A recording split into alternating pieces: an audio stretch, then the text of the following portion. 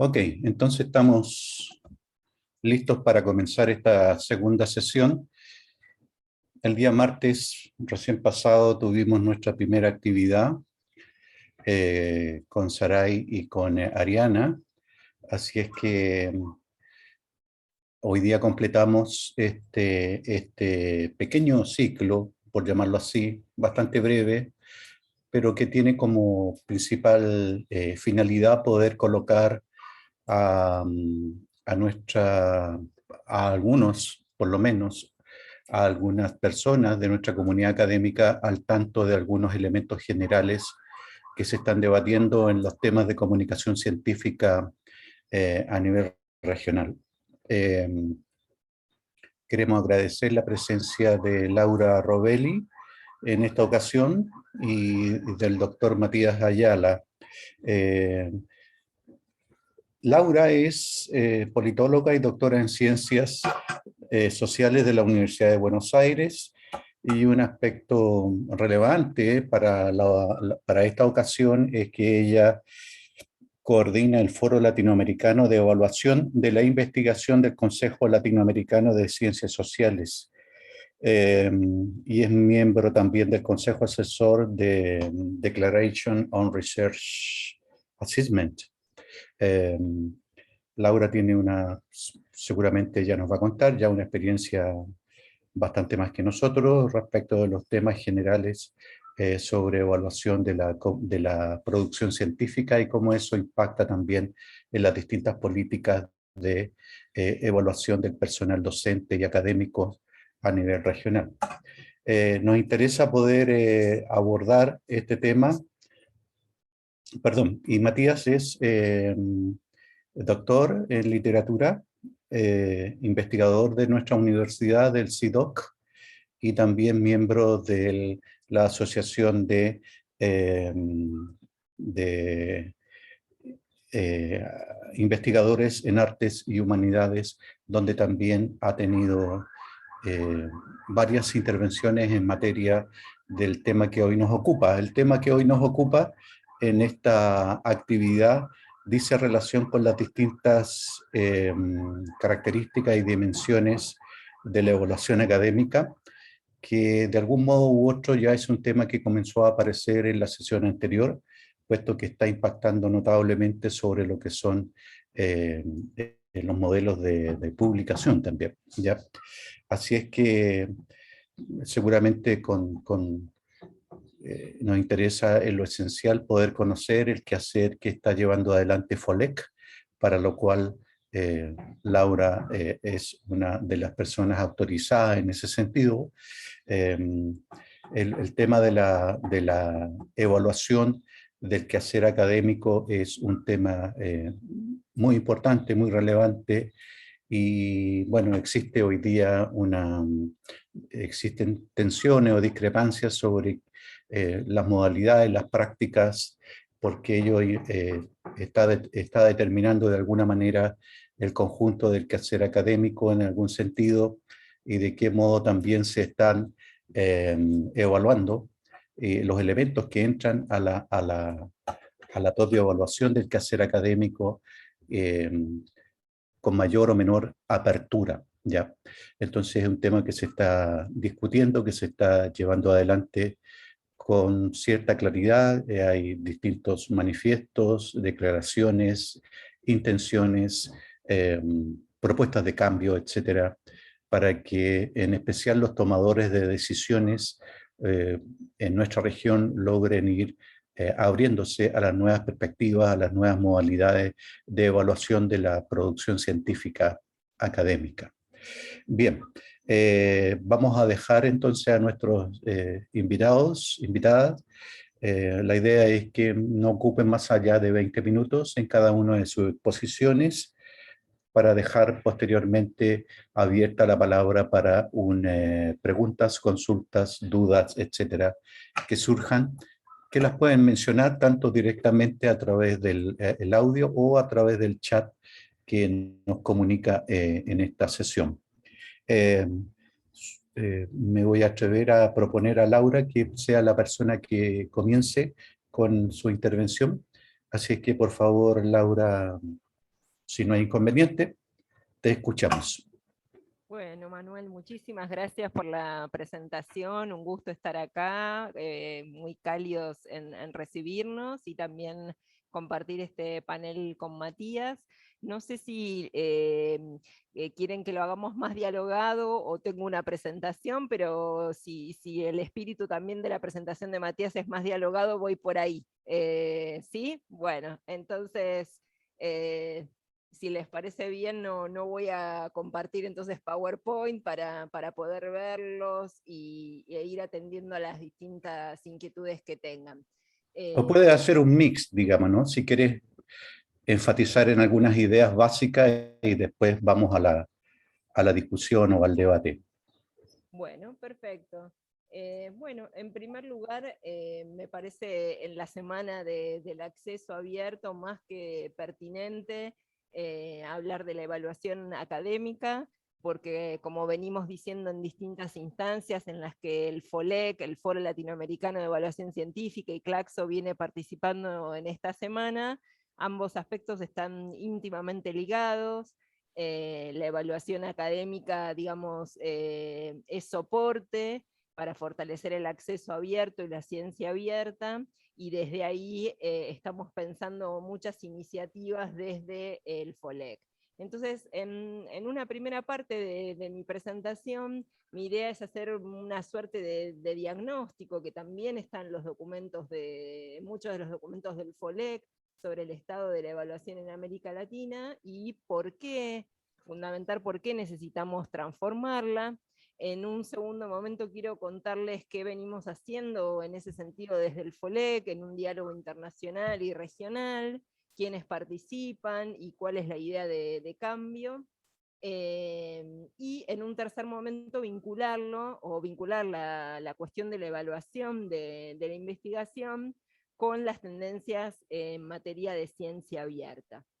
Entonces, para comenzar la primera parte, creo que el diagnóstico lo sabemos todas y todos ya a esta altura, pero es bueno quizás refrescarlo de por qué surge la iniciativa de FOLEC y por qué surge este malestar entre investigadoras e investigadores, editoras, editores, en torno a la evaluación de la investigación. Entonces, bueno, solo mencionar que nuestra región es pionera en su abordaje del conocimiento como bien público. El acceso abierto en línea general está gestionado por la comunidad académica de muchas de las universidades de la región y es entendido como un bien común, sin ánimo de lucro. Somos la región más avanzada en la adopción de acceso abierto en las revistas académicas y científicas con respecto a otras regiones del mundo. La ciencia abierta es un proceso más reciente y que surgió en buena medida vinculado al componente de acceso abierto, aunque claramente en los últimos 20 años se ha extendido a muchas otras dimensiones que tienen que ver con la ciencia abierta, como los datos abiertos de investigación, las infraestructuras abiertas, el hardware o software abierto, los recursos educativos abiertos, etcétera, ¿no? Y como, digamos, cuestión ícono, pionera en la región, está la Declaración de Panamá sobre Ciencia Abierta de 2018. Ahora bien, todas estas tendencias tan favorables y tan auspiciosas y que nos posicionan en un lugar bastante, digamos, bien posicionado, digamos, a nivel mundial, entran en tensión con los circuitos de circulación del conocimiento más internacionalizados y, sobre todo, con los indicadores o las bases o los criterios e indicadores que utilizan los organismos de evaluación de la ciencia y tecnología en nuestros países. Entonces, solo para mencionar algunos datos, en 2019, solo en las bases de World of Science y de Scopus, ¿sí? Estas bases comerciales de revistas indexadas internacionalmente, solo había 416 revistas de América Latina, o sea, eran el 23% del total, además de las revistas que en esas bases están en acceso abierto. Ahora, de esas 416 revistas, el 93% estaban en acceso abierto. Es decir, que esto refleja dos cuestiones problemáticas. La primera es la poca representación que nuestra producción ¿sí? Nuestra riqueza, diversidad de producción tiene en esas bases de revistas, y entonces qué poco se reflejan los indicadores que utilizan los sistemas de ciencia y tecnología. Y por otra parte, se vuelve, digamos, a evidenciar el modelo diamante, que es el modelo colaborativo y no comercial que predomina, digamos, en nuestra región y que está representado en esas revistas. Entonces les decía que uno de los mayores problemas es justamente el distanciamiento entre esta tradición y los criterios e indicadores que usan en alguna medida, no son preponderantes en todos los sistemas de evaluación, pero sí en muchos, que están basados en el uso extendido de indicadores de impacto construidos por estas bases y que, como vimos, excluyen a buena parte de la producción de la región. Por otra parte, desde hace décadas, pero particularmente en el marco de la pandemia, hay una creciente demanda de nuevos indicadores para captar la contribución de la investigación a la sociedad, ¿no? Una investigación que tenga relevancia social y que atienda los 17 Objetivos de Desarrollo Sostenible de la Agenda 2030 de las Naciones Unidas. Entonces ahí también surge la necesidad de comparar distintas metodologías y no solo digamos, quedar confinados a estos indicadores de publicaciones indexadas en estos circuitos comerciales, la necesidad de evaluar el uso de distintas metodologías en contextos y para propósitos específicos vinculados con la contribución que la investigación hace para resolver estos problemas de desarrollo. Entonces también surgen distintas iniciativas o marcos de referencia y metodologías situadas con criterios de evaluación más particulares, con revisores externos, pero que tienen un saber, digamos, profesional o un involucramiento con la temática que también son relevantes para incorporar a los procesos de evaluación. Entonces, en ese sentido, lo que pudimos observar desde el FOLEC es, digamos, que hay una discusión a nivel internacional que claramente está liderada por la Declaración de San Francisco, de Dora, sobre evaluación de la investigación, pero también por el Manifiesto de Leiden, la Declaración de Helsinki sobre multilingüismo, es decir, una serie de más de 10, 12 declaraciones que han tenido lugar a nivel internacional en los últimos 10 años y que cuestionan, digamos, la reducción de la evaluación a metodologías cuantitativas basadas en el factor de impacto y todas las limitaciones que esto acarrea.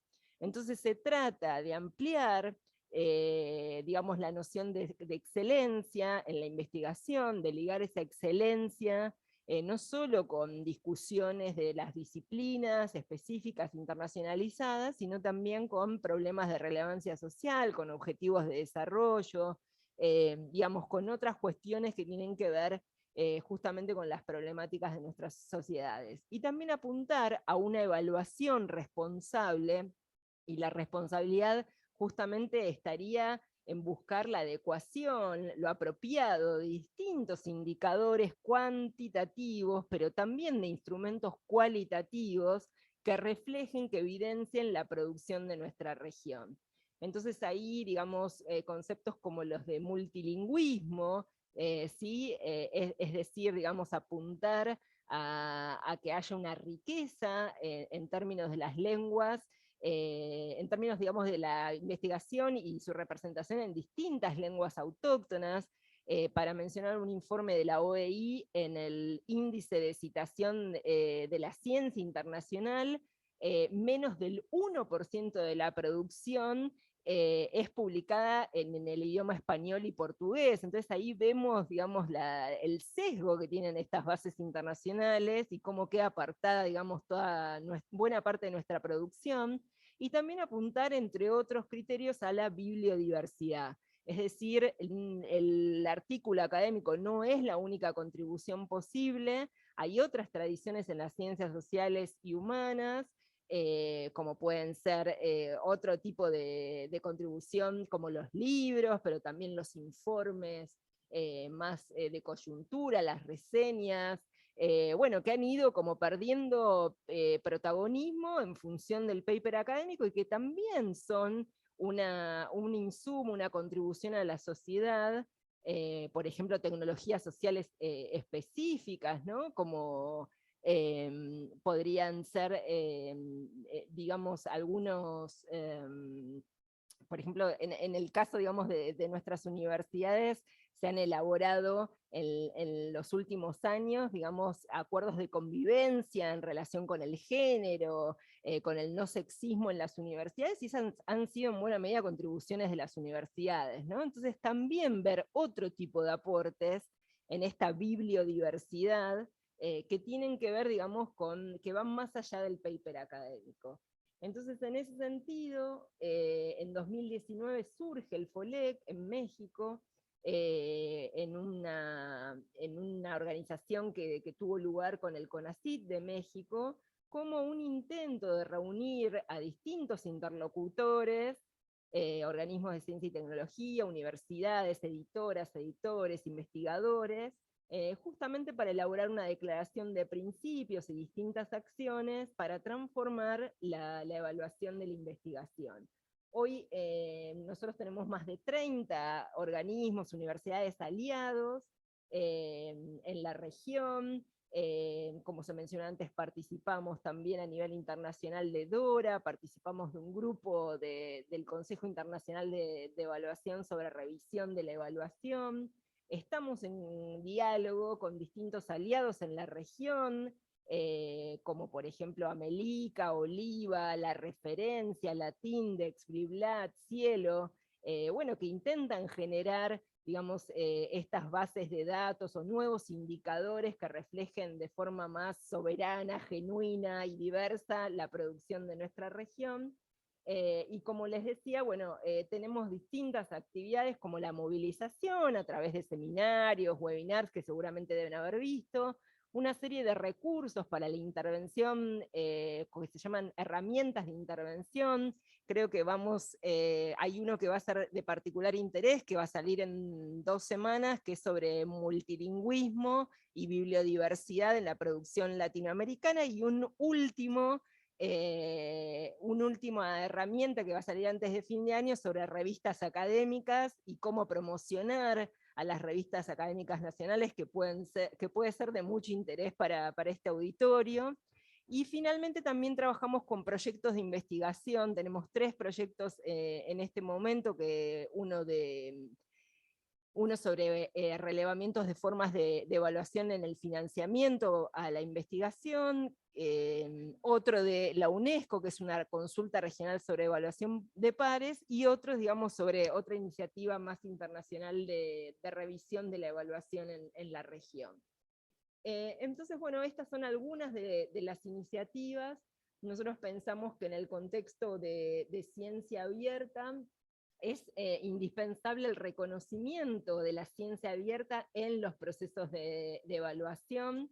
Hay que desarrollar valores y habilidades de ciencia abierta a lo largo de la trayectoria de los investigadoras y de los investigadores, pero también incorporar, digamos, la priorización de la publicación en acceso abierto, y, por ejemplo, también la puesta a disposición de datos abiertos de investigación, que es un componente de la ciencia abierta, como parte de los programas de evaluación de las carreras y del financiamiento para la investigación. Y también pretendemos estimular a los centros y organismos de investigación a firmar las declaraciones de evaluación responsable, pero no solo a firmarlas, sino también a implementarlas de manera concreta en las distintas instancias de evaluación institucionales. La ciencia abierta, bueno, ha modificado, digamos, ha reunido una serie de innovaciones en materia de investigación, ha cuestionado en buena medida el carácter ciego y confidencial de la evaluación de revistas, y ha apuntado una transparencia en ese proceso. Nosotros creemos que toda la modalidad de evaluación post-publicación, lo que se llama los preprint, bueno, todavía hay una distribución desigual a nivel global del uso de estos servidores, y también es muy desigual por disciplinas, ¿no? Las ciencias sociales y humanas claramente tienen menos tradición, pero creemos que en algunos casos es un complemento a la evaluación a los procesos de evaluación de pares tradicionales, y que tiene que ver, digamos, con algunos temas de coyuntura que sí requieren una apertura rápida como contribución a la sociedad, pero que sin duda en los procesos de evaluación abierta el gran, digamos, reservorio o bastión de la región es el papel que tienen los repositorios institucionales, digamos, que se han extendido y que hay más de 534 repositorios en la región registrados en el Open Door, hay más de 61 políticas de acceso abierto registradas en RoadMap, y que es a través de la evaluación también de pares de los contenidos de los repositorios que se puede fortalecer en la región bueno, toda la información científica, la documentación que hay allí como aporte para la sociedad. Bueno, no sé si alguna otra cuestión que quiero mencionar es, bueno, desde el FOLEC y de lo que venimos trabajando, apuntamos a fortalecer los procesos de evaluación de pares en las revistas, que si estuvo Ariana Becerril ya les debe haber contado una investigación en la que está participando Redalí con UNESCO y con FOLEC, en la que justamente se contribuye a ver cuáles son los procesos que hay que fortalecer en la evaluación de pares de revista, que está bastante extendida, pero que hay algunos problemas con los plazos, ¿no?, de devolución de esas evaluaciones.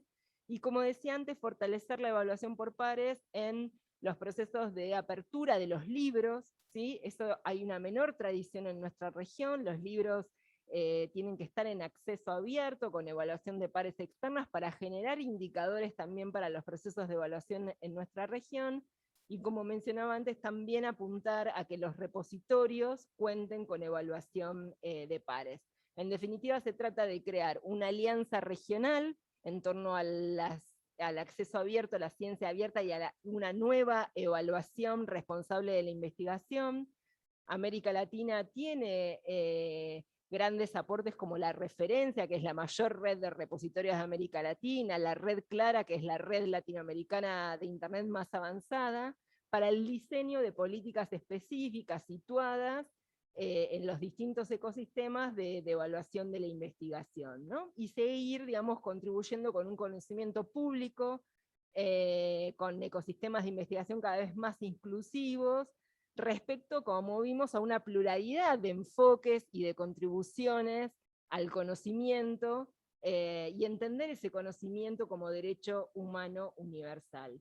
Por último, Claxo está organizando su conferencia 2022 del 7 al 11 de junio del año próximo, y va a haber un coloquio internacional específico desde el FOLEC sobre evaluación académica en tiempos de ciencia abierta, inclusiva y relevante, y los desafíos que tenemos por delante, culturales, cognitivos y político-institucionales, para fortalecer la circulación y la indización del conocimiento en nuestra región. Los invitamos a todos y a todas a enviar ponencias, a participar de este evento.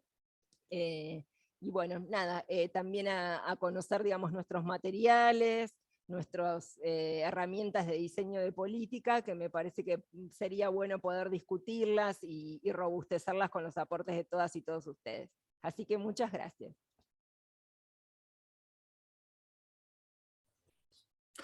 Muchas gracias, Laura. Obviamente un panorama bastante amplio, bastante matizado respecto de la temática de la evaluación científica y académica, y con sus diferentes características y connotaciones, perspectivas, etc. Vamos a escuchar ahora a Matías Ayala para que sea como complemento de lo que Laura ha hecho en términos de esta visión general, regional. Matías seguramente puede tener una visión un poco más particular de la propia experiencia, tanto de nuestra universidad como de la experiencia de otras universidades chilenas en su calidad de directivo de una asociación académica. Adelante, Matías. Muchas gracias por la invitación, un gusto estar aquí. Y en efecto, iba a decir que mi presentación es un poco más específica y es como una especie de complemento más específico, no tan general, de de como las luchas más específicas y locales en torno a un objetivo que es bastante común, digamos. En el fondo, y la idea es como yo soy parte de la Asociación de Investigadores en Arte y Humanidades, que nació en 2016, hace ya unos 5 años, y voy a hacer como contar un poco cuál ha sido su historia, las disputas que hemos dado, y un poco cómo ha ido entre la teoría y la práctica dándose eso, con más o menos éxito, con relativo éxito, digamos. Por momentos sí, por otros momentos no, ¿no? Y en ese sentido es como muy interesante ver cómo Laura plantea un panorama muy general y cómo eso puede complementarse y nos puede ayudar hacia el futuro.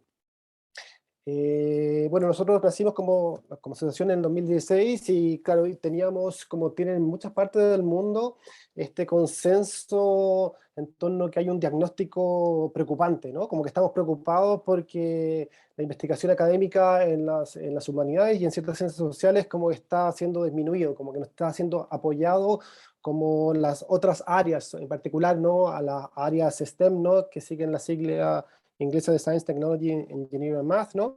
Ciencia, tecnología, ingeniería y matemática, y que pareciera que están, ¿cierto?, mucho más apoyados en la educación primaria, secundaria, como en las universidades y en los proyectos de investigación. Y eso parece ser, uno ve lo que también los gringos alegan por los mismos, digamos, parece ser como algo bastante internacional esa problemática. Y eso es ¿no? en desmedro de nuestras disciplinas, ¿no? De las artes y humanidades, que parecieran a veces como relegarse a una suerte de, como de formación general, como decir como, esto es como lo mínimo que se deben saber, ¿no? Deben saber quién fue Shakespeare o quién fue, no sé, Vallejo, pero ¿para qué investigar más, digamos, ¿no? Y eso sí nos llamó mucho la atención y nos preocupó, en el fondo, porque uno ve que sobre esa idea como ideológica, como diríamos, como general, como de opinión, se arman muchas políticas públicas sobre eso, sobre esas ideas como difusas, ¿no? Nebulosas, que esas políticas públicas terminan invisibilizando eh, todo nuestro trabajo, digamos, toda la investigación en artes y humanidades y en buena parte de las ciencias sociales, ¿no? Las ciencias sociales siempre están como en un lugar como intermedio porque, claro, están divididas como entre una facción más que interpreta y otro más como cuantitativa. Entonces ellos, bueno, también tienen sus propias pugnas intradisciplinarias, ¿no? Y todo este problema, digamos, emergió fuertemente cuando a final del año 1916-17 se dijo que en el gobierno de Chile, ¿no? Se iba a hacer un Ministerio de Ciencia, Tecnología y Conocimiento. Y entonces como que todos saltamos diciendo, oye, pero te apuesto que nos van a dejar abajo, te apuesto que nos van a mandar, digamos, al último carril, entonces pataleemos, digamos, organicémonos, a ver si qué podemos lograr, digamos, para que eso no suceda.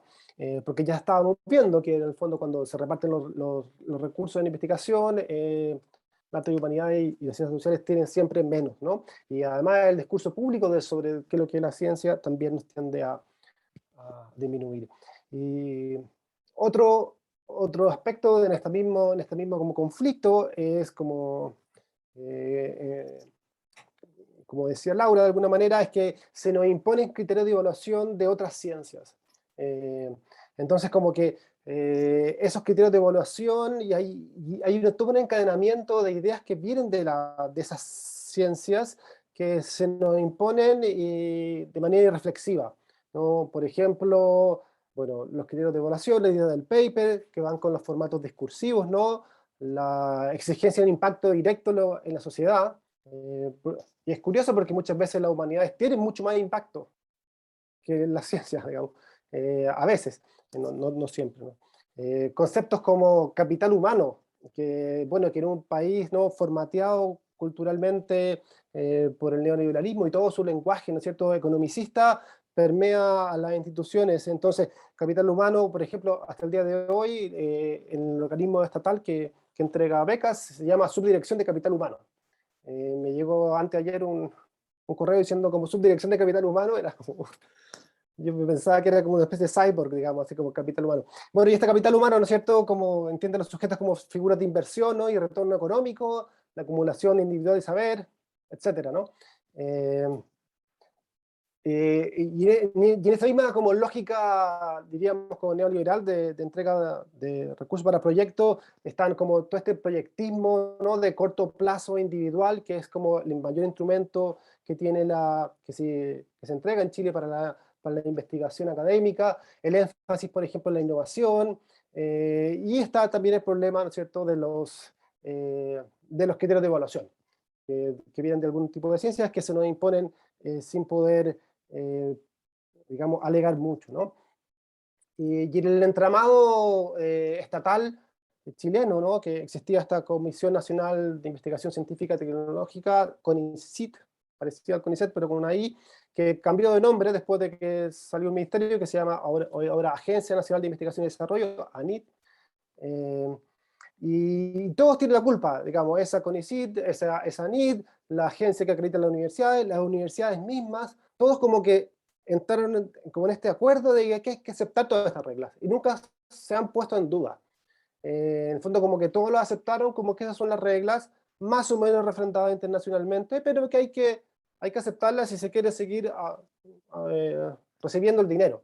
Entonces, todas estas instituciones, y esto es algo que hemos visto con diferentes personas, que es clásico del problema en las políticas públicas en Chile, es que las instituciones actúan de forma descoordinada y reflexiva y más o menos siguiendo lo que venía de atrás. En el fondo como que, esto es lo que venía pasando, hagámoslo nomás. Y nunca nadie se sienta a pensar, bueno, ¿cuáles son estas políticas públicas? ¿Cómo todos se coordinan? Y cómo se pueden articular de una manera más productiva en todos los sentidos de la palabra, en diferentes escalas, en diferentes momentos de la trayectoria. Eh, entonces, nos dimos cuenta que algo que sí uno le puede ir a pedir y que le puede ir a exigir a los diputados, al gobierno, a la gente que hace políticas públicas, es, bueno, debe la razón de su política pública. ¿Cómo lo hace? ¿Por qué? En el fondo, pedirle, exigir que la fundamente. O decirle, en otra parte, bueno, su política pública no tiene fundamento. ¿Cómo lo hace para hacer una política pública que no es reflexiva? Y eso, bueno, por momentos es como interesante y es un poco épico y también es chistoso cuando uno hace enojar a las autoridades por Twitter, por ejemplo. Y en esa como coyuntura surgió esta asociación de investigadores de humanidades, y ahí como que en el fondo empezamos a articularnos y a producir discursos públicos, cartas a los diarios, columnas, en periódico electrónico, emplazamientos, y rápidamente fuimos reconocidos como un interlocutor válido, y un interlocutor a veces molestoso, digamos, pero que no podían dejar de tomar en cuenta. Entonces fuimos como inteligentes en el sentido de cómo lograr posicionarnos. Y en nuestras primeras como textos públicos, ahí decíamos, por ejemplo, le leo un parrafito: las políticas actuales de apoyo a la investigación académica deben ser reformuladas tomando en cuenta el rol central que tienen las artes y humanidades junto con las ciencias de tecnología y no subordinadas a ellas, ¿no? La institucionalidad vigente impone mecánicamente los métodos, paradigmas y formas de validación científicas a las artes y humanidades, restringiendo su desarrollo específico y su impacto social y cultural. En el fondo estamos viendo todas estas cuestiones de la forma de evaluación y la evaluación social, todo al mismo tiempo, ¿no? Intentando ahí pelear por todo esto y intentando también posicionarnos y que nos tomaran en cuenta. Eh, entonces, nuestra tarea fue ahí como identificar cómo se daba esta marginación y esta subvaloración de nuestra investigación y qué hacer como para pelear en contra, ¿no? Quizá la primera estrategia que tomamos, uno de los primeros lemas fue como exigir y pedir, ¿no?, que se incluyeran siempre todas las áreas del conocimiento. Y esto lo seguimos sigue siendo nuestro lema, ¿no? Como cuando dice que va a haber más, se va a financiar alguna investigación y decir, bueno, ya, ¿y están todas las áreas incluidas?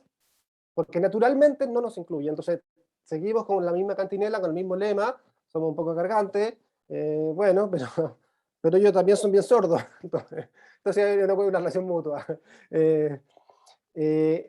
Por ejemplo, sin ir más lejos, el año pasado, antepasado, ¿no?, se hizo un fondo de investigación para, no sé, sobre la pandemia, y creo que, no sé si alguno de los proyectos, no hubo ni uno relacionado con ciencias sociales, cuando fue súper patente, ¿no es cierto?, que gran parte de los efectos negativos solamente podían ser estudiados desde las ciencias sociales y las humanidades, ¿no?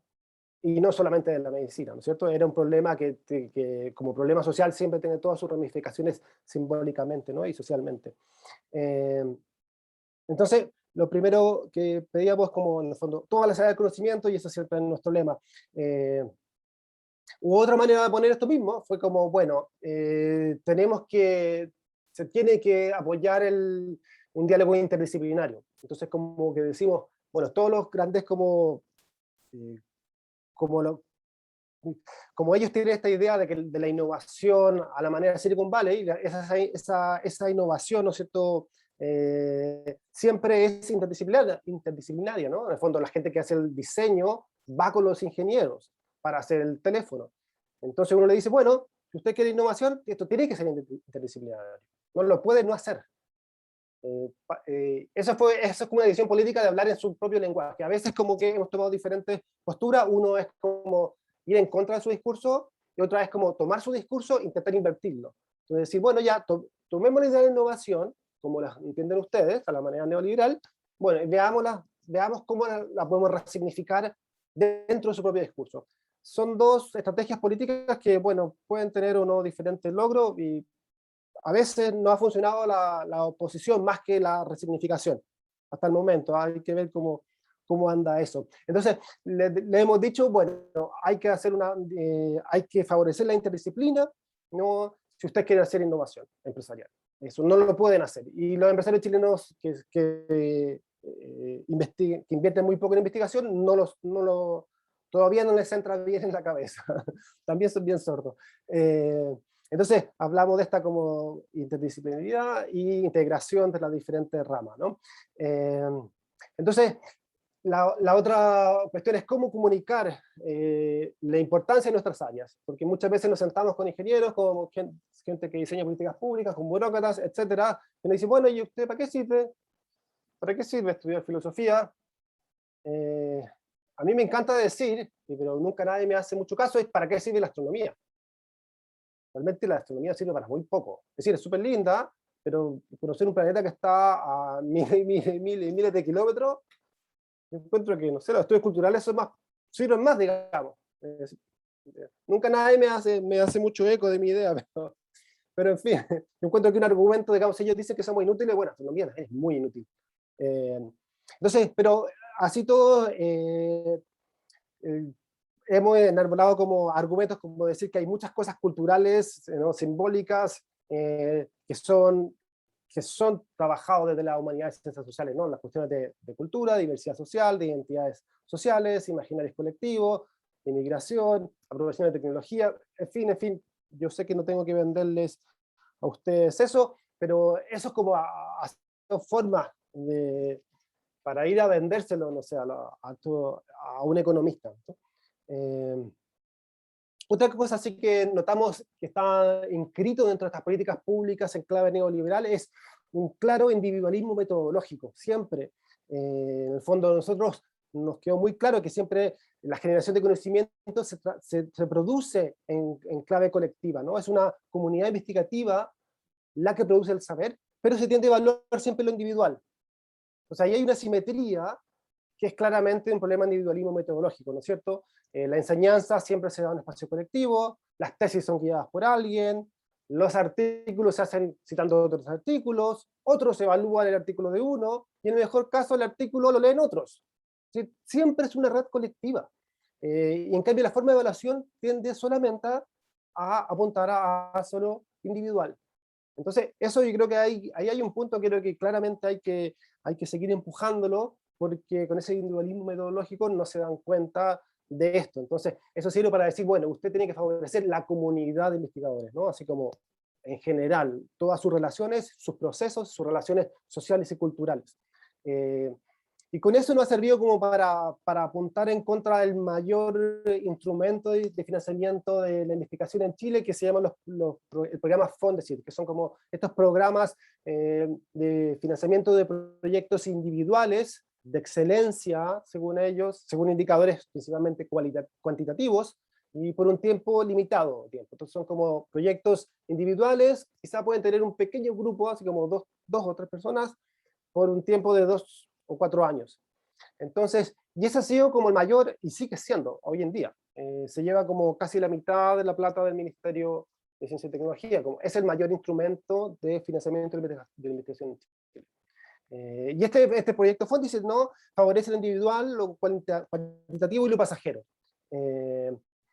Y entonces no se sopesan las relaciones sociales, las relaciones de trabajo académico, no hay cuota para regiones, no hay, tiene implicado una precarización laboral, porque no hay continuidad, no hay salud, no hay previsión, no hay vacaciones.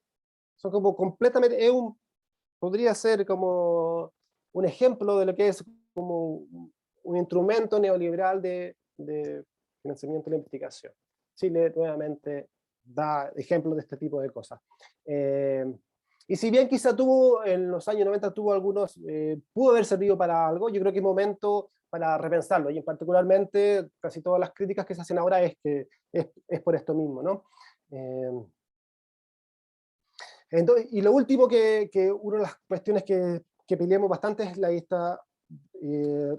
retomo algo que recién acabo de decir, la cuestión de la innovación, y una de las maneras que intentamos hacerlo es como cómo pensar la innovación social. Si ellos quieren tener su fetiche de la innovación, uno puede decir, bueno, ya, quédese con su fetiche, pero resignifiquémonos, por ejemplo, en la innovación social, en el fondo innovación cultural, innovación donde implique nuevas formas de relaciones sociales y comunitarias, ¿no? En espacios creativos de la población, más allá del producto que va a salir al mercado.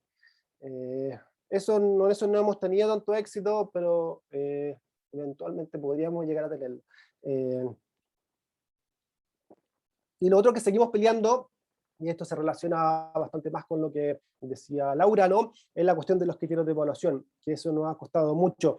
Y claro, claramente hay un encadenamiento en la cuestión de los criterios de evaluación entre las métricas cuantitativas, los artículos, ¿no es cierto?, indexados, las revistas de pago, las investigaciones, la universidad, todo, hay como que todo se va encadenando a partir de la figura de los criterios de evaluación. Entonces, yo creo que es un lugar muy interesante quizá para poder atacar todo este como encadenamiento de formas, digamos,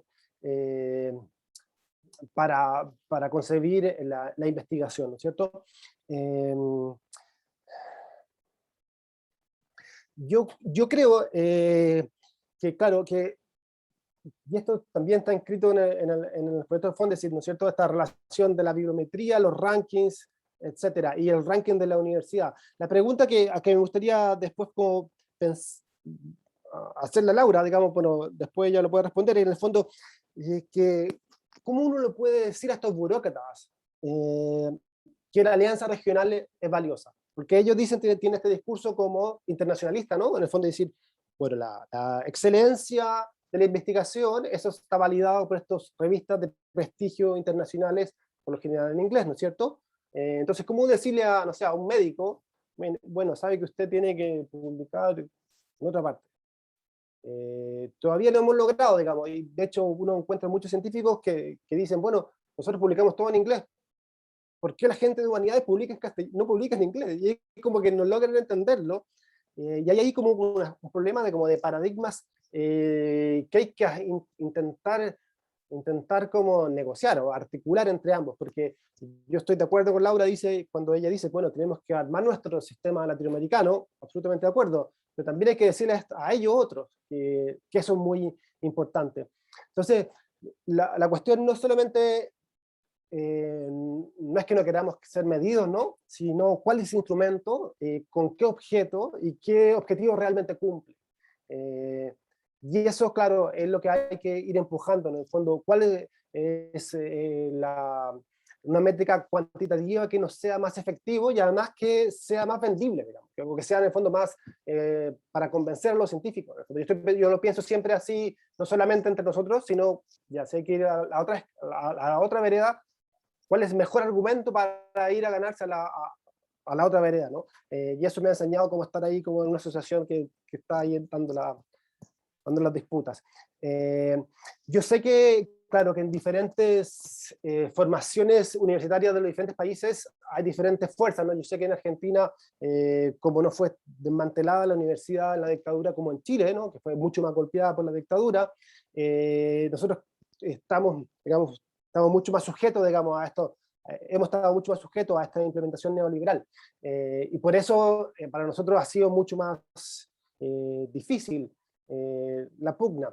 Pero yo sé, estamos conscientes, ¿no es cierto?, de la importancia del acceso abierto, y que en ese cielo nosotros también participamos mucho, y casi toda la gente, al menos en mi campo en humanidades, como que intenta publicar en ese registro. Eh, Así que, a ver, yo creo que estoy más o menos en el tiempo, y yo creo que hay diferentes elementos como para entrar en un diálogo. Gracias. Muy bien, Matías, muchas gracias. Bueno, hay, como ha quedado claro, distintos elementos, interpretaciones, necesidades. En general, toda ella se combina, se potencia, hay coincidencia en una serie de elementos. Como dije delante, ahora vamos a dar paso a consultas, preguntas, propuestas. Las pueden escribir a través del chat, o si alguien quiere hablar directamente al micrófono, también puede abrir su micrófono e indicarla. ¿Ya? A mí me gustaría señalar como un elemento de motivación que en nuestro caso al menos, no sé cómo sea en otros países de América Latina, eh,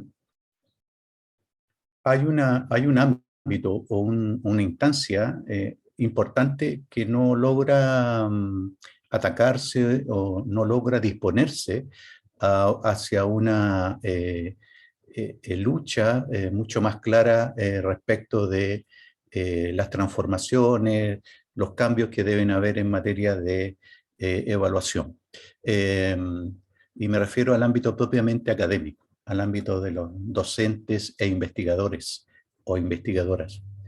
Eh, Incluso uno lo puede ver a nivel de su propia universidad a la cual está adscrito, es funcionario, es trabajador, eh, como que podemos tener distintas opiniones, coincidentes, muchas veces críticas, pero no logramos generar un ambiente de conversación, de diálogo con nuestras propias autoridades.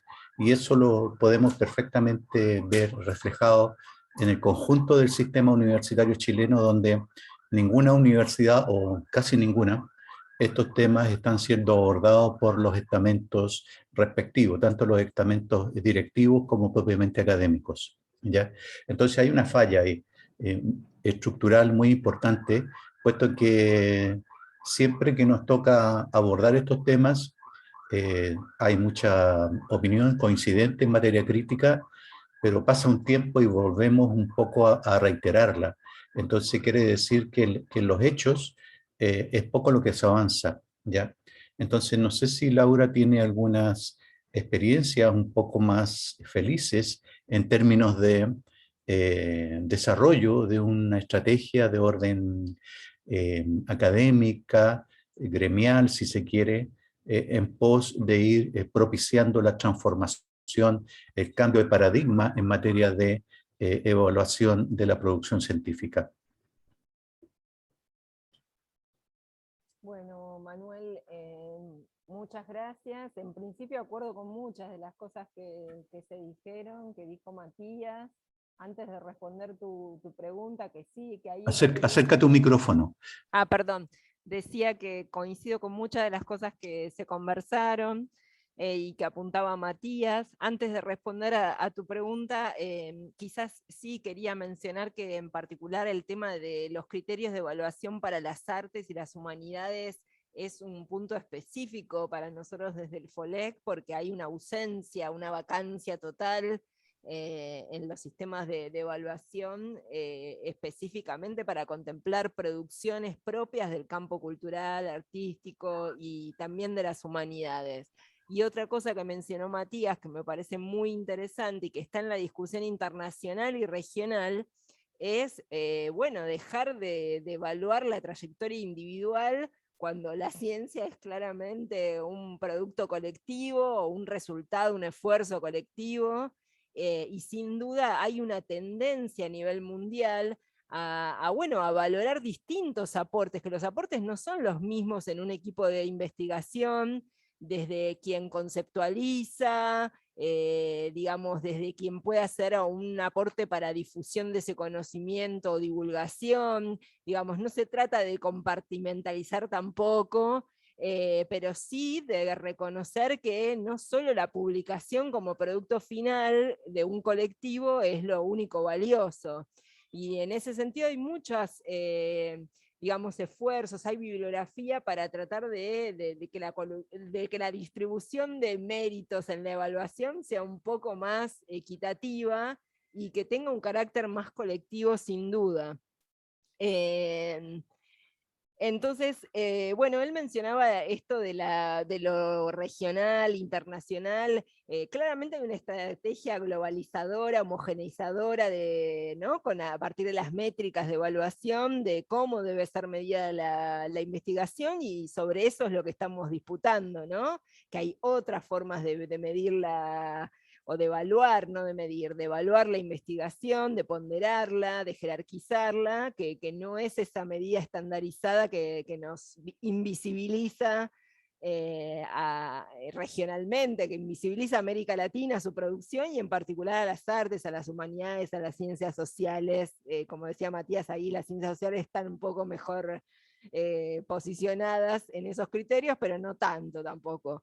Entonces, bueno, se trata de una alianza regional, pero una alianza también en la región ya están, digamos, ya penetraron claramente, como ustedes bien lo saben, en Chile, en Argentina, en Colombia, muchos de estos criterios estandarizados de evaluación, entonces también una alianza regional de quienes estamos, digamos, por otro tipo de evaluación, por una transformación más sustantiva del conocimiento y de la evaluación. Entonces, yendo a las experiencias que me preguntabas, Manuel, académicas, se me ocurren dos en particular, pero hay muchas más y en eso estamos trabajando.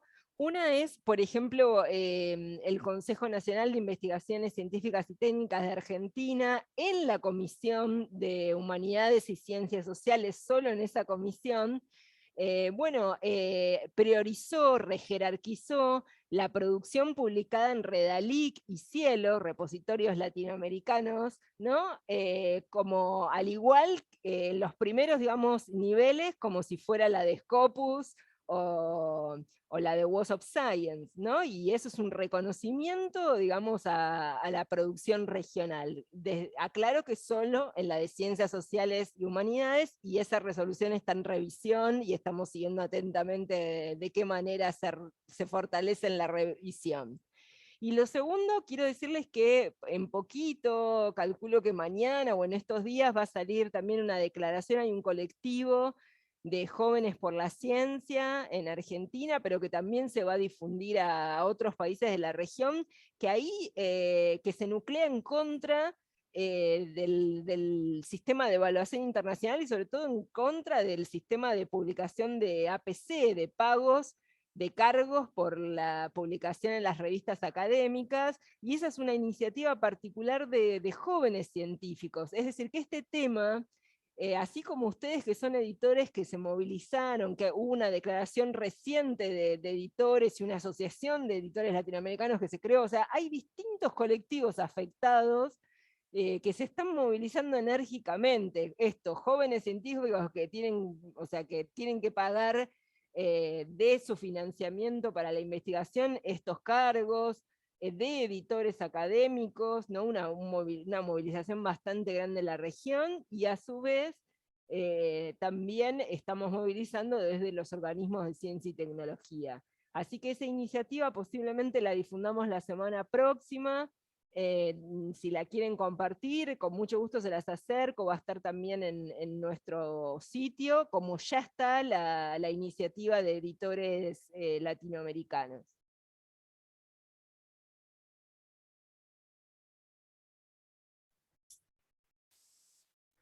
Muchas gracias. Hay una pregunta del señor Luis Pastrana, que la puso acá en el chat, dirigida a Laura. ¿La puedes leer, Laura? Bueno, te la puedo indicar también. ¿Cómo ve el grado de avance en la implementación de las políticas de acceso abierto que tienden a que tienden a adherir las universidades y centros de investigación para poder lograr el cambio de paradigma en los sistemas de evaluación académica y en la carrera científica? Bueno, esta pregunta me parece súper interesante en esta semana y siempre. Hace poquito, el año pasado, para esta fecha, publicamos un informe desde FOLEC, Claxo, con el apoyo de la Fundación Carolina también, elaborado junto a Dominique Babini, especialista en estos temas, donde advertíamos que el acceso abierto está bastante extendido en nuestra región, y como dije en la presentación, es fuerte, es sólido, es robusto, principalmente a través de los repositorios institucionales de ciencia y tecnología de los organismos de cada país, pero principalmente también de las universidades, que han hecho, digamos, un gran esfuerzo en mantener esta política. Para ello creemos que, bueno, hay que tener ahí más inversión, sostenibilidad de esos repositorios, pero es la dimensión, digamos, de la ciencia abierta que mejor posicionada tenemos en la región. Me parece clave seguir avanzando por esta línea, pero sumar también otros componentes de la ciencia abierta, como son el acceso a datos de investigación. Ese punto está más relegado en todos los países, ¿no? La implementación efectiva de compartir datos de investigación, que ha sido clave en la pandemia, ¿no? La posibilidad de acceder a esos datos, de compartirlos, y no compartirlos de cualquier manera. Y hay que hacer un proceso también de formación de investigadores, cómo hay que compartirlos para que puedan ser reutilizados efectivamente. No se trata de subir un Excel con algunos datos, ¿no? O subir o tirar una entrevista hecha. Hay que hacer ahí todo un proceso de formación donde las universidades están muy bien posicionadas para llevarlo a cabo, y bueno, se requiere de infraestructuras, sobre todo, para poder apoyar esos procesos, ¿no? Entonces, creo que tenemos que ir por un pasito más, que son los datos de eso, el acceso abierto a datos de investigación, infraestructuras, pero infraestructuras propias, infraestructuras públicas y latinoamericanas, porque otra de las cuestiones de la pandemia fue que en la necesidad de los estados de dar rápidamente respuesta a plataformas para contenidos educativos, y en algunos casos científicos también, ha penetrado, digamos, mucho una comercialización de esas plataformas. Entonces, la idea es parar eso, no ir para atrás. América Latina, la región tiene infraestructuras públicas para sostener, para compartir entre los países, y llevarlas a cabo eso de una manera colaborativa, de gestión académica y pública. Ok.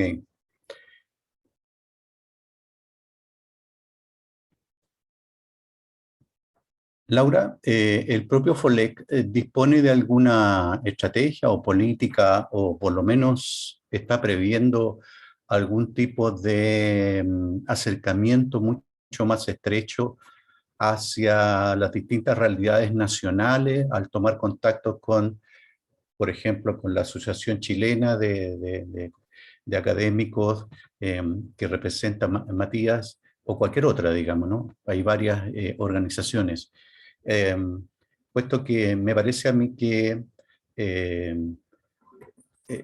al tener una propuesta y un discurso ya encaminado y elaborado, sería bastante bueno ir potenciando vínculos y contactos de manera más estrecha entre FOLEC y las distintas realidades nacionales. Sí, nosotros estamos sumamente, como les decía, abiertos a reunir a las distintas voces. Digamos, les decía, hay muchos colectivos involucrados en este cuestionamiento y a la evaluación y en la necesidad de reformarla, así que estamos a disposición para difundir cualquier material que desde este colectivo, digamos, desde las humanidades quieran acercarnos. Para nosotros sería un placer. El FOLEC es un movilizador y estamos produciendo herramientas para el diseño de políticas, como lineamientos generales, digamos, para que pueden ser tomados por distintos países, y trabajamos en investigación, ¿no? Trabajamos con 3 proyectos, como les decía, de investigación, y tratamos de, bueno, nos parece interesante hablar con todos los actores involucrados, así que tratamos también de que los organismos de ciencia y tecnología nos escuchen dentro de la medida de lo posible, y la idea es comprometerlos con algunos principios básicos de política, que no solo están tomando en la región, están tomando organismos internacionales que se dan cuenta que los fondos que están desplegando para la investigación van para otros usos que no son la resolución de problemas de sus países o que no es la producción cultural de sus países. Entonces, si bien hay matices, Manuel, como vos mencionabas, y hay, digamos, en cada ecosistema de la región hay mayor o menor adhesión con estos criterios, eso es verdad, es variopinto, pero sí hay una preocupación también desde las agencias porque la investigación vaya direccionada para cuestiones, digamos, que tienen que ver con las problemáticas o con el desarrollo cultural específico. También pensaba cuando Matías hablaba bueno, que muchas veces las humanidades y las artes son cuestionadas por no cumplir, digamos, con ese mandato de que toda la investigación tiene que tener una aplicación inmediata, ¿no? Y bueno, eso también está desmitificado, me parece, en los ámbitos de evaluación responsable de la investigación. Claramente en la pandemia todo lo que ha sido el movimiento artístico y cultural ha tenido un rol social importantísimo en contener, digamos, situaciones muy duras, ¿no?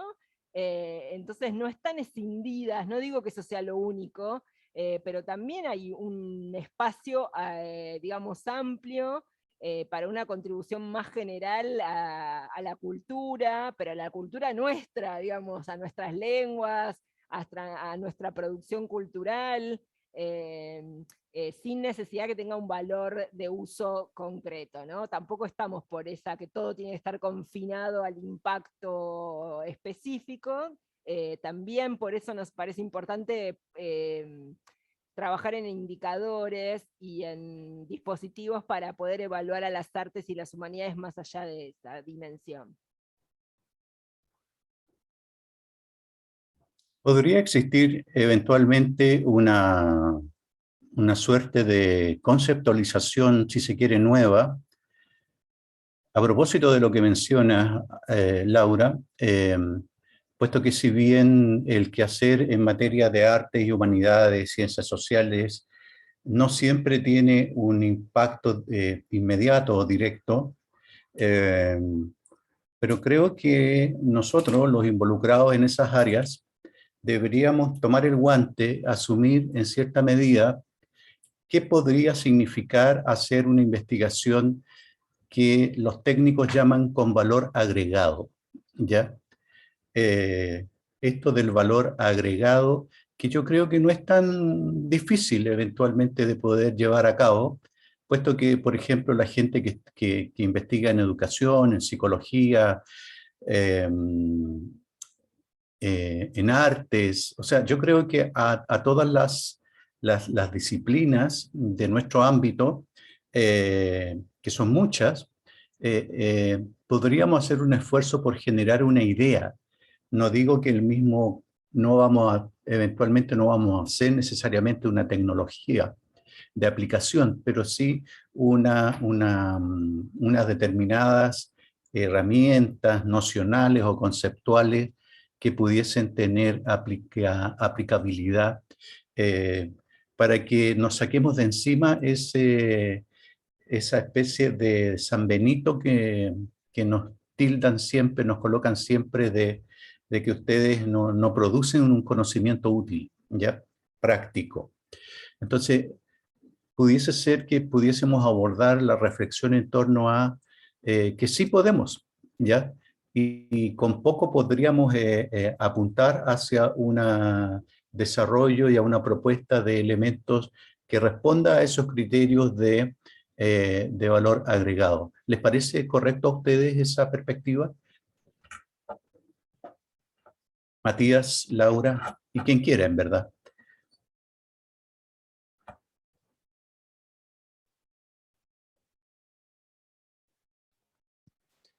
Eh, hay no sé, se me imagina dos posibilidades de responder. Una es que ponerlo así, como que tiene que tener valor agregado, supone que no tiene valor, o que tiene muy poco valor, y que hay que agregarle algo. Eh, entonces quizá, bueno, esa puede ser una estrategia. La otra es decir, no, si ya tiene valor. Circula de otra manera, en el fondo tiene otros usos, digamos. Entonces, yo creo que como lo que me ha enseñado a mí, como la práctica gremial, es que quizá hay que adoptar todas las formas de lucha a ver si funciona alguna. Y yo creo que, claro, podría ser esa una posibilidad si uno tiene que ir a discutir con, diríamos, burócratas neoliberales, por ponerlo así como de manera un poco cruda. En cambio, si uno va a ir a conversar con gente, ¿no?, que quiere pensar una política de forma más orgánica, quizá haya que adoptar la otra posibilidad, decir como, mira, realmente esto igual tiene valor. Por eso es como el posicionamiento discursivo depende con quién estás hablando. Algo así pensaría yo. Sí, comparto también la visión de Matías, que me parece que por una parte, Manuel, tu propuesta puede ilustrar y está bueno también mostrar toda la contribución que no está ni siquiera a veces conceptualizada que hacen las humanidades y las artes por un lado, pero tampoco que todo tiene que dar confinado, digamos, a, ¿no?, que hay un aporte que trasciende, que es un aporte al conocimiento, a la humanidad, a la cultura. Así que me parece que coincido con Matías, que tendría que ser un mix, un híbrido entre ambas cosas, ¿no? Correcto.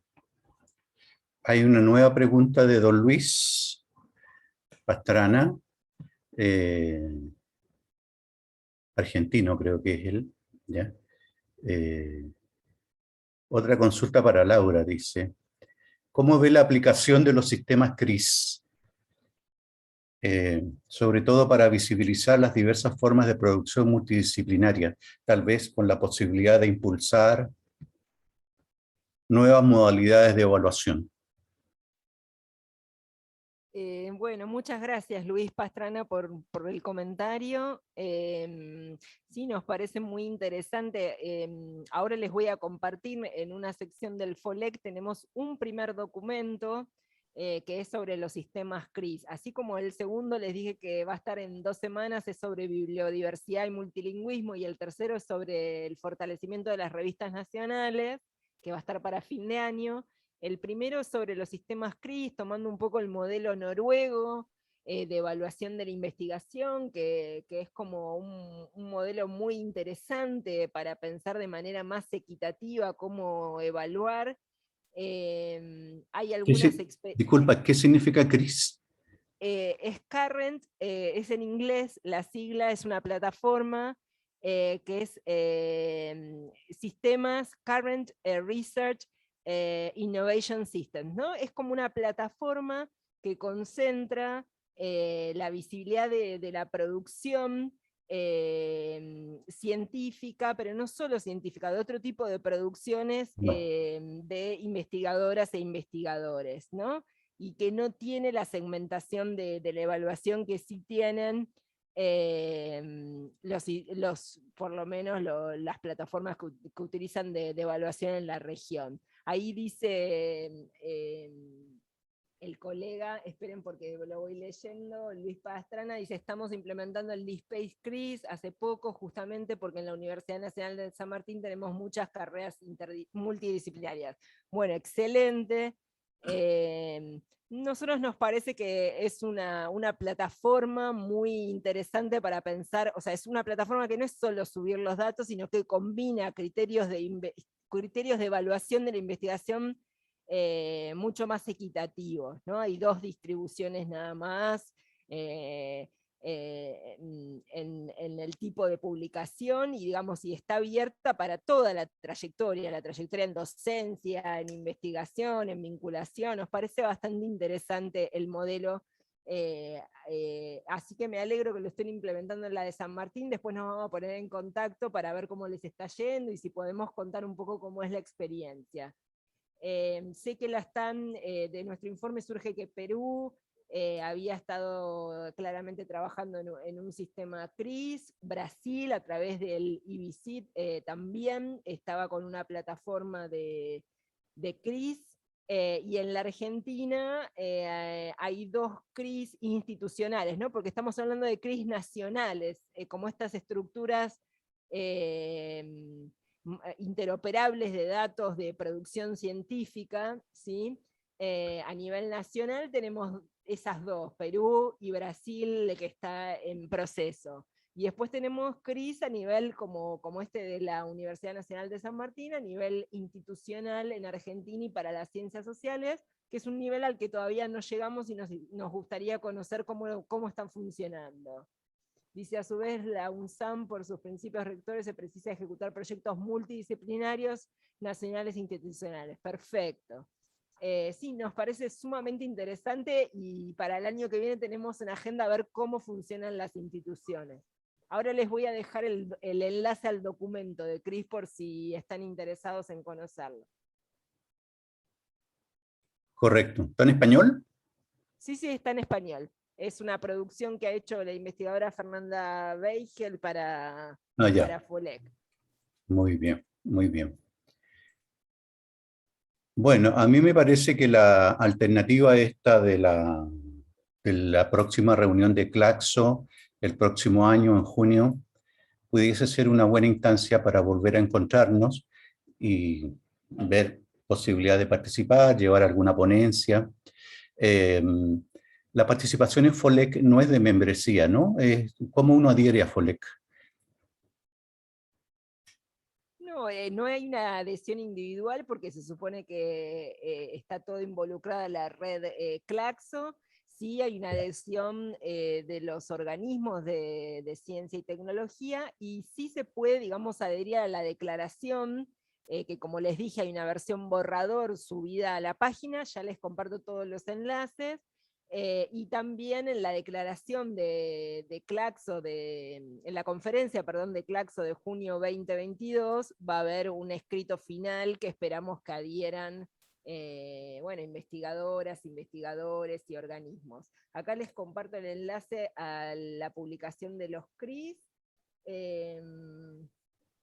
También esperen que acá les dejo el enlace a todas las publicaciones que tenemos de informes de investigación sobre estas temáticas.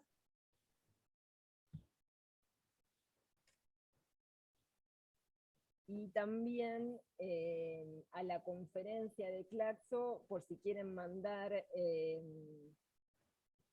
alguna ponencia, sería de mucho interés para nosotros contar con ustedes. También les dejo el enlace para que puedan mandar allí sus trabajos sobre estos temas, ¿no?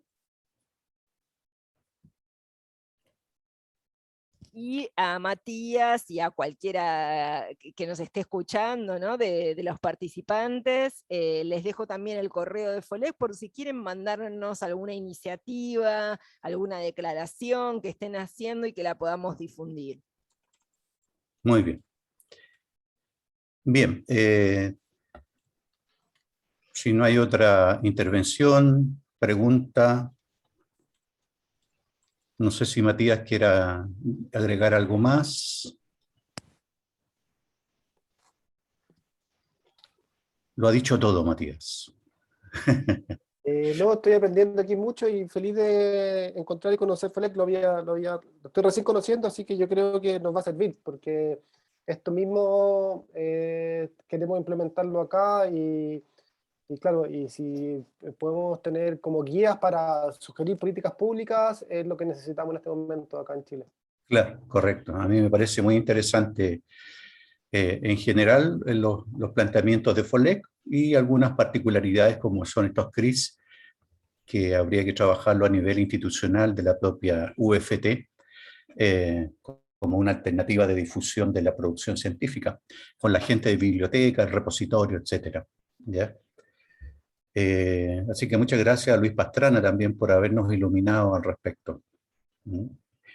Bien, si no hay nada más, me parece que hemos cumplido el objetivo de dar cuenta en general de las circunstancias por las cuales hoy atravesamos en materia de debate y de decisiones, de perspectivas, digamos, de orientaciones, de política en materia de evaluación de la producción académica.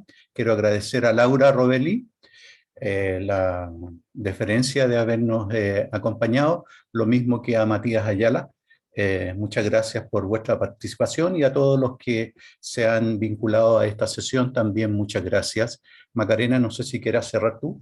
También agradecer a nombre de la Universidad Finisterra, de la Facultad de Humanidades y Comunicaciones, del CIDOC, de la revista Moxley, la presencia de Laura, la colaboración de Matías y todos los que asistieron, y también a Luis, que nos, como dice Manuel, nos iluminó con algunas directrices que no conocíamos también. Así que nada, espero que esta sea una de varias instancias en que nos encontremos para seguir conversando de estos temas tan interesantes. Muchas gracias a todos. Adiós. Muchas gracias. Chao. Muchas gracias. Un gusto. Gracias.